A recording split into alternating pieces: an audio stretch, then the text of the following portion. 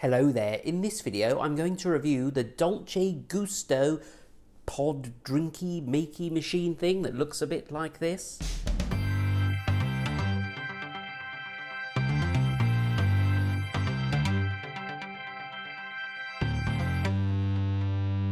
This was actually given to me as a Christmas present from my girlfriend's family. I don't know how much it cost, obviously, but I have had a look on Amazon and the machines themselves are currently on offer for just over £50. This particular machine came in a box with different types of drinks to have with it, hot chocolate, coffee, that sort of thing. So goodness only knows how much that costs. So thank you for that Christmas present. In this video, I thought I'd review this coffee machine because I've been using it now permanently for sort of 5 months, and in particular I wanted to show a sort of recent discovery, which was iced coffee, especially since I've been watching this video on YouTube with the guy called Graham Stephan. He made a video called how to make 20-cent iced coffee and how that would make you a millionaire. Yeah, and obviously, just to kind of summarize his video, essentially it's not the iced coffee that makes you a millionaire, it's the savings if invested with a highly achievable rate of 7% compound interest over 55 years, you'd make $1 million. But anyway, this was 20 cents and it's quite a long process, and I thought actually this is a reasonable alternative, and I'm going to make an iced coffee this morning. Actually, the beauty of this machine and one of the advantages over Graham's method of making coffee is that you can actually make so many different types of drinks. So here's just a small example. We got this cappuccino iced coffee, which is what I'm going to make today. Chocochino. There's actually a huge range of hot chocolates you can get for these pod machines. But like there's Nesquik and the others that I can't remember. Well, actually there's one there, isn't there? Twix. There's also a Mars one. Chocochino is the best in my humble opinion, but why don't you buy it and give it a go? In fact, I will leave a link to this machine down below in case you want to check it out for yourself. Cafe au lait intenso. These are my favourite sort of coffee drinks because they have the milk included. Often, so as you'll see with these cappuccinos, there's a separate milk and coffee pod. This is just one pod. I think there are 16 in here, so there are 16 coffee drinks. This is excellent value for money. I think I paid about £3 for this box. Generally, you'll pay between £3 and £4 for a box, but you just have to be careful because the ones with one pod, obviously, you get 16, and the ones with 2 pods, like the chocochinos, you get 8 of each. So you only get 8 drinks in these. So these are half as good value. Hope this makes perfect sense. Oh, we've got a Mars one in here as well. The Mars one's a bit sickly sweet. The Twix one is a little bit better. Before we get on to actually making the coffee, I'll address a point that people are bound to make. There is quite a bit of plastic waste from these pod machines, so if I don't drip it everywhere, this is a used pod. You can actually recycle them. Most supermarkets have a bin or a way of putting them in a bag and dropping them off so they get recycled. So it's not actually wasteful or bad for the environment. In Graham's video, he makes iced coffee for 20 cents. But crucially, he does need about 7 different ingredients. He needs his coffee machine as well. He has to put the coffee in the fridge for 24 hours.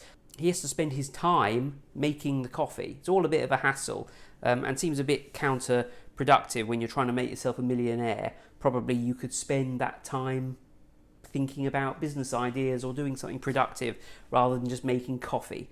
I also think there's something to be said for just a bit of consumerism as well, just, you know, kind of not making your own coffee. Obviously, it's nice to make your own food and make your own drinks, but every now and again, you buy a takeaway, don't you? Or you make a drink that somebody's mass-produced for you. You get what I'm trying to say, probably. Anyway, let's cut to the chase. Let's show you how to make a cold iced coffee for what I've worked out at costs about 46 pence each. Step 1 is to get a glass. Oh, that's loud. I need a tall glass for this because I'm going to put quite a lot of ice in this cup.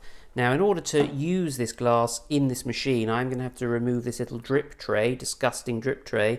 Oh, that's revolting, isn't it? This is quite an unusual kind of, would you call it cooking? Oh, I suppose it's cooking for me, really. How am I going to get these ice cubes out with one finger? I've touched that one now. I really should use it. Oh, there we go. I'm going to put a controversial number of ice cubes in here. I'm going to put 4 in. And when you see it in there, you'll think it's too many. But actually, there's not as much coffee produced by these pods as you would think. It's probably about half of a normal cup, if you think of just the kind of regular mug that you maybe have a cup of coffee in.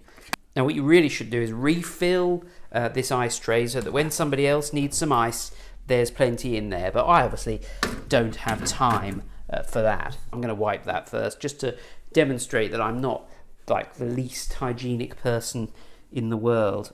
That's a bit better. So put that under there like that. We need to fill up this reservoir at the back, which just pulls off there like that. We're going to put as cold water in here as we possibly can, which means running this tap for a little bit.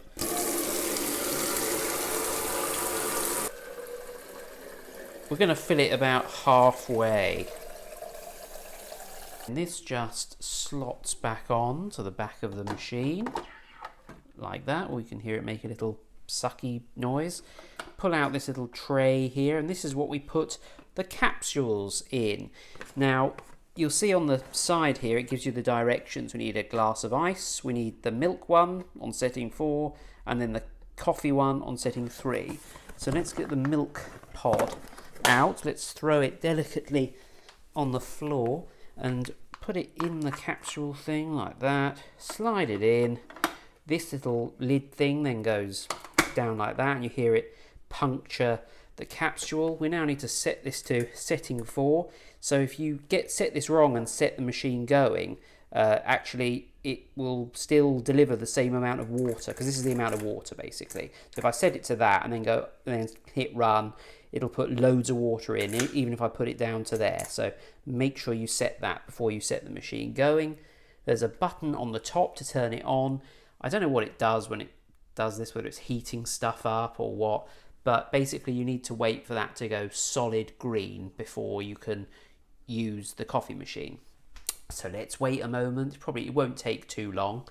Meanwhile, can you see on this lever here, there's a red side and a blue side. If you're making a hot drink, you push this to the right, and if you're making a cold drink like this, obviously you pull it to the left. So that's what we'll be doing.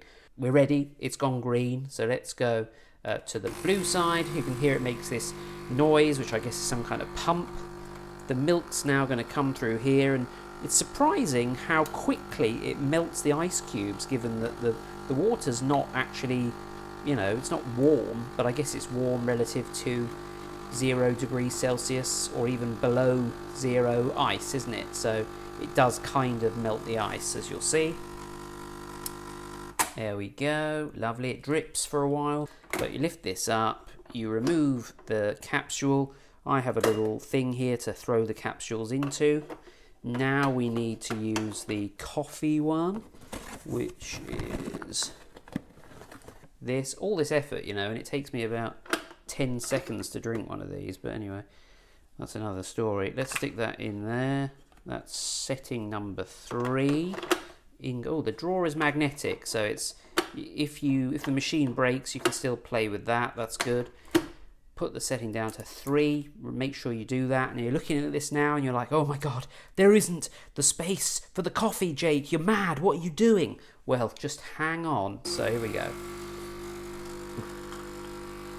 Come on. Oh look. I mean, this is beautiful. Actually, look at what happens now as the coffee filters down into the milk. Oh yeah, look at that. Oh yeah, that's fantastic. As you can see though, it's just short of the top, so I feel like this is the perfect amount of ice, the perfect glass. We'll leave it dripping just a second while we turn the machine off, open it up, take this out for the next person. That's the nice thing to do. Sometimes I just leave it in there so that the next porsard has to deal with it. Put the little drawer back in, clean that if you're that sort of person. So now I'm relaxing on the sofa. Here is my iced coffee. There's this kind of nice frothy layer of milk on the top there, and the partially dissolving or melting ice inside.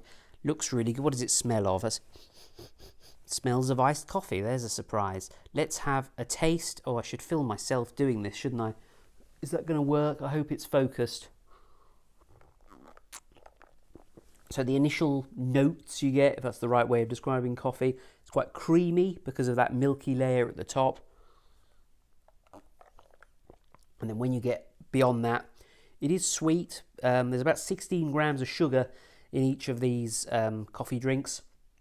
But it's a definite iced sweet coffee hit, which is well comparable with the likes of Starbucks and Costa's iced coffees at a fraction of the price. So you could do this, I reckon. You wouldn't save as much as Graham says in his iced coffee video, but you could still invest the money you'd saved and find a 7% investment return and make yourself maybe not a millionaire, but you might make $500,000 in 55 years. Yeah, or just drink the coffee and watch TV, which is what I'm going to do now. So yes, I paid £3.59 for these. They seem quite hard to get hold of. I bought them from a shop called B&M here in the UK. They had loads of them. Don't know why, whether they're discontinuing them or what. Anyway, that's it. Thanks for watching this video. Hope you enjoyed it. Thanks to my loyal Patreons, Magnanimous Meg, George Foote, Jim McCaig and Jennifer Jones, who are extremely generous Patreons. And I still call people Patreons even though they're clearly patrons. I don't think I'm ever going to change that. Anyway, thanks for watching. Do subscribe and I shall see you next time for another video.